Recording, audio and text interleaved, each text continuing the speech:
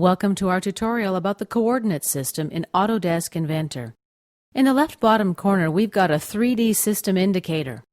Each color obviously indicates a different axis. The red arrow indicates the x-axis, blue indicates the z-axis, and the green arrow is indicated by the y-axis. Let's begin by making the axes and origin point visible. I shift-select all of them and right-click. Now choose Make Visible. Let's move to wireframe mode. Now let's go to Tools, Application Options. And here I'm going to select the Sketch tab.